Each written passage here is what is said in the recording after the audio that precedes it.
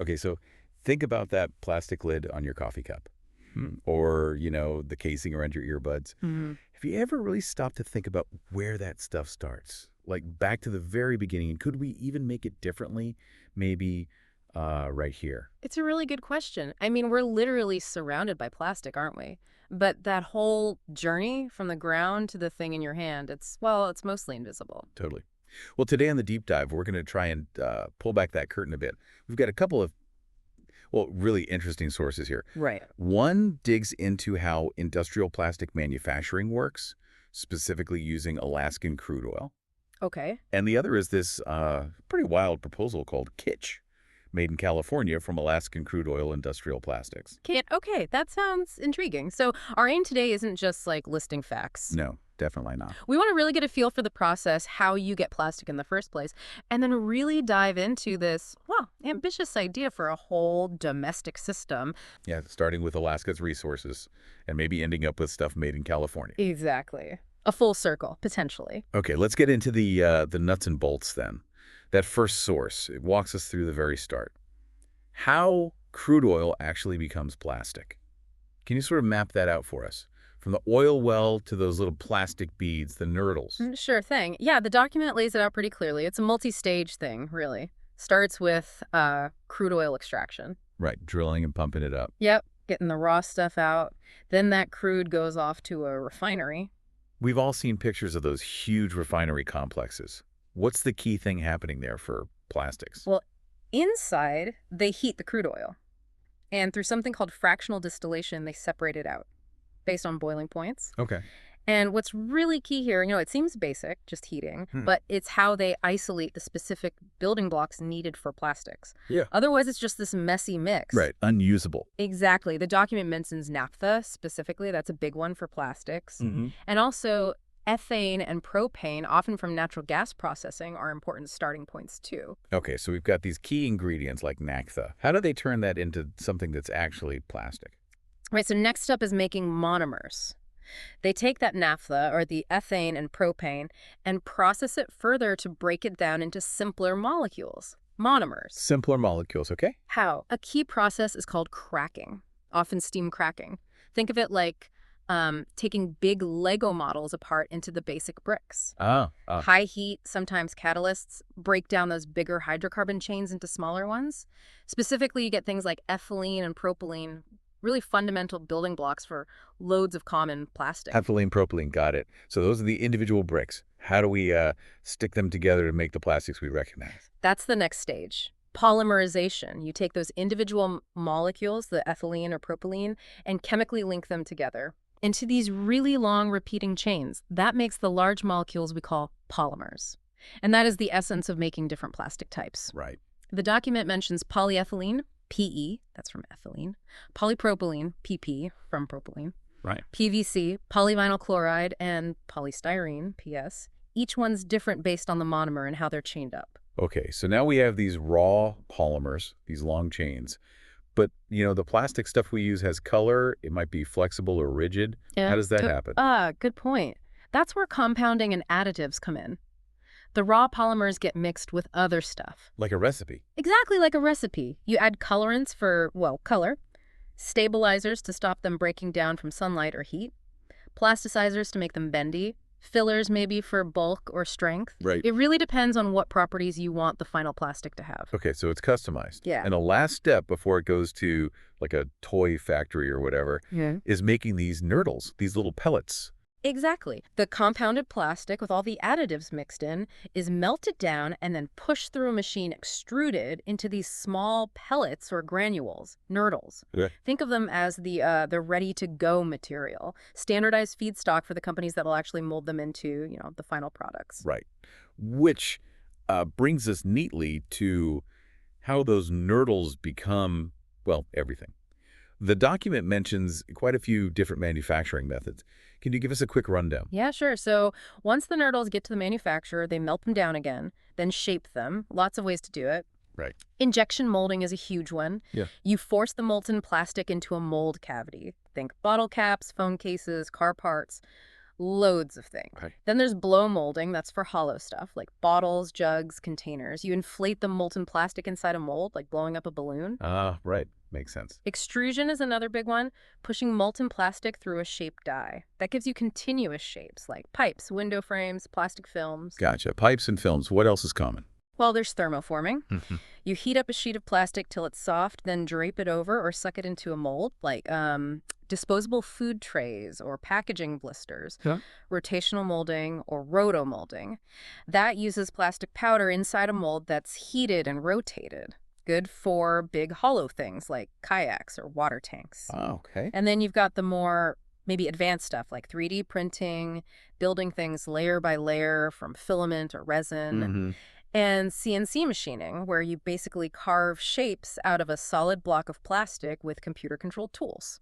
So yeah, a whole toolkit depending on the product. That's a great overview. So now we understand the how of plastic making. Let's shift gears a bit and look at the more forward-looking stuff in these sources. Right. This idea for Alaska, with all its oil, becoming a hub for domestic plastic manufacturing, focusing on things like home decor, plumbing bits, business stuff. What are the big potential upsides they're seeing there? Well, the really interesting angle is how it could, reshape our supply chains here in the U.S. The document points to a few key benefits. Like jobs. Definitely jobs.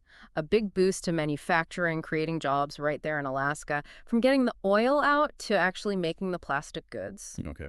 And it also talks about relying less on imports from overseas, which, could make our economy a bit more stable, less prone to global shocks. And just geographically having production closer could mean simpler, shorter supply lines, couldn't it? Exactly. If you're making plumbing parts in Alaska for the U.S. market, that's potentially quicker and easier than shipping them from halfway across the world. Mm-hmm. Strategically, it's also framed as, using Alaska's own resources within the U.S., not just exporting the raw crude. Right. Plus, there's mention of potentially fostering innovation, maybe in more sustainable types of plastics, and even providing a domestic counterweight to China's big role in petroleum imports. Okay. It sounds pretty appealing on paper, but surely doing something to this big shifting industry like that, it must have some major challenges. Oh, absolutely. And the document doesn't shy away from that. The economics are a huge question mark. Yeah, I bet. Setting up all these new plants, that's massive upfront investment. And then they'd have to compete with established global players who've got huge economies of scale already. And environmental hurdles in Alaska must be significant. Very significant. Alaska has really strict environmental rules. Getting permits, managing waste, emissions. It's a big deal. Plus, you'd need to build a ton of infrastructure. Like what? Roads, pipelines maybe, ports for shipping materials in and products out, processing facilities. It's a major undertaking.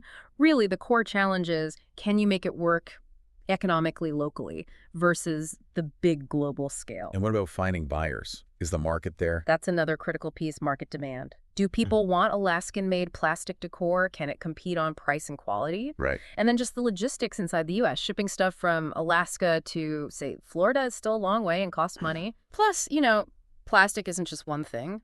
Alaska would need to make the right kinds of plastic for those target industries. And you've always got the ups and downs of oil prices and global plastic markets influencing things. It's complex. Definitely a lot of moving parts. Okay, now let's get to the really, let's call it the sci-fi part of this vision. What the source calls the catch. This idea of factories in California run by Tesla Optimus robots. Wow, okay. Using those Alaskan plastics to make kitsch. Yeah. Home decor, office stuff, plumbing fixtures, tools for the U.S. and Asian markets, but specifically not China. This sounds ambitious. Ambitious is one word for it. It's definitely a leap. Yeah. Yeah, the Kitsch document lays out this vision centered on, extreme automation. Right. We're talking factories potentially filled with thousands of these Tesla humanoid robots doing the work, guided by AI. Robotic arms doing precise assembly. And the ownership idea is pretty unique too, right? Involving the state of California and Jeff Bezos or Amazon. Yeah, that's a fascinating angle, bringing together different strengths. California could maybe offer funding, land, regulatory help. Amazon brings logistics on a planetary scale, e-commerce dominance, maybe even AI clout via AWS. Okay. Their involvement could mean instant distribution, massive market access, and the whole thing is geared towards this Made in California brand, using Alaskan resources. So if they could somehow pull this off, this catch, What are the potential wins? Well, the upsides are potentially huge. It directly addresses that import reliance issue, aiming for a really robust domestic supply chain. Hmm. With tariffs on Chinese goods potentially staying or increasing, it could be cost competitive. The extreme automation could mean theoretically much higher efficiency. Right. Amazon's logistics are obviously world class, and that Made in California tag definitely has appeal for some consumers. But again, robot factories on this scale, that feels like a whole new set of massive challenges, doesn't it? We're not quite there yet. You're absolutely right. The economics are a giant unknown. Can you actually run factories like this profitably? The upfront cost for thousands of advanced robots and the AI to run them? Astronomical. Yeah. And are the robots, like Optimus, actually ready and scalable for complex, varied factory work right now? That's still a big question mark. Plus, there's still the environmental footprint. Even if it's all domestic. Yeah, extracting oil in Alaska, shipping materials, running factories in California. It all has an impact that needs careful management. And the logistics, moving materials from Alaska to California, then finished goods out. Critical, super critical. Getting the plastic pellet south, then shipping the finished kitsch everywhere but China needs incredibly smooth, cost-effective logistics. Plus, will people buy stuff made entirely by robots, and it's still competing in a market flooded with cheap goods? Ooh. Okay, so both these ideas, the Alaska production and California robot factories, they obviously raise environmental questions. Big ones. But there's another layer here, this idea of integrating carbon capture technology right into the process in Alaska.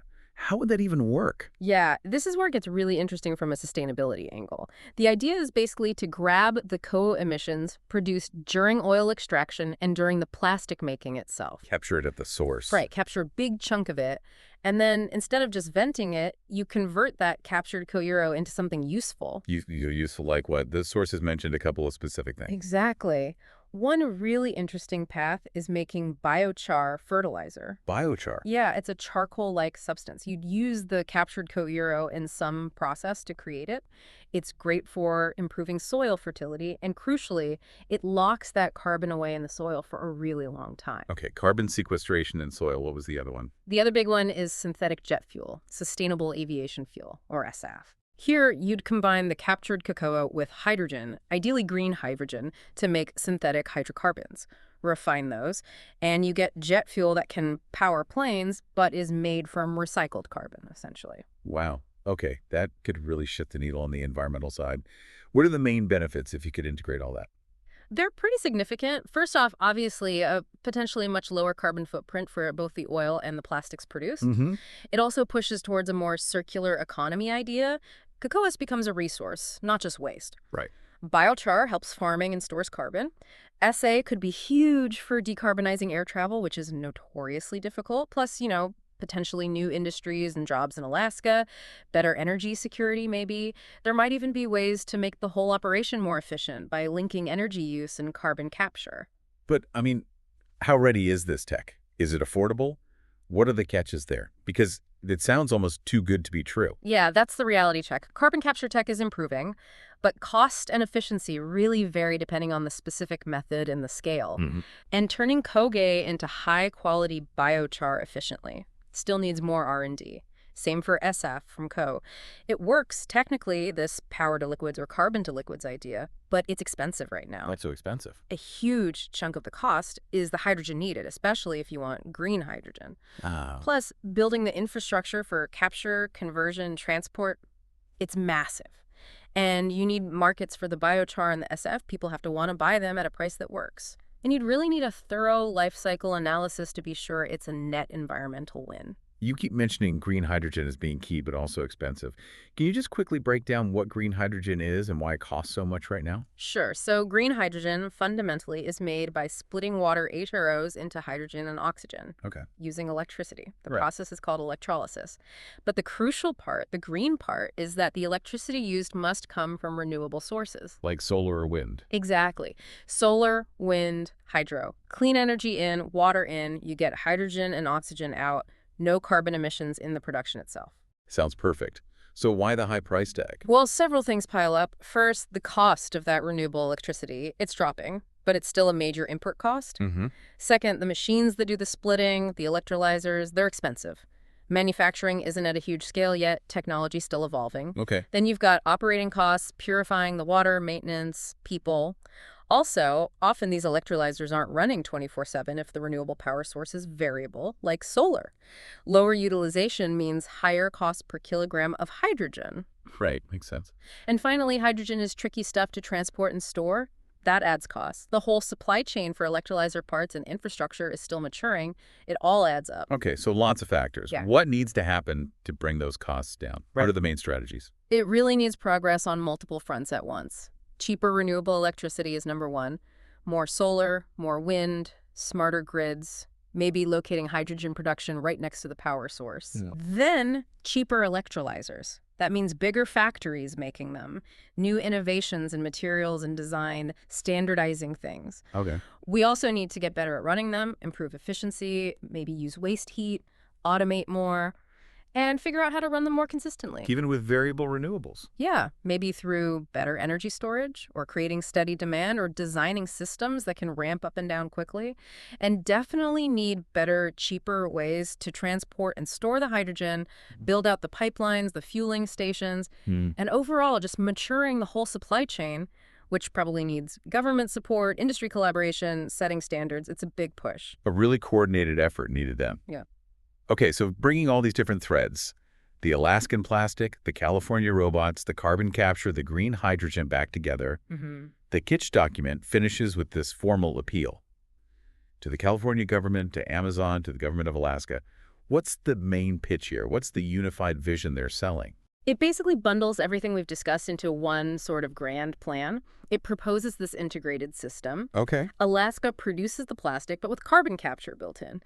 Converts that kotoyo into biochar and SF, then ships this, let's call it lower carbon plastic, to California, where these hyper-automated factories using Tesla robots and Amazon's logistical might turn it into Kitsch products for sale. And how do they frame the benefits for each of those big players? California, Amazon, Alaska.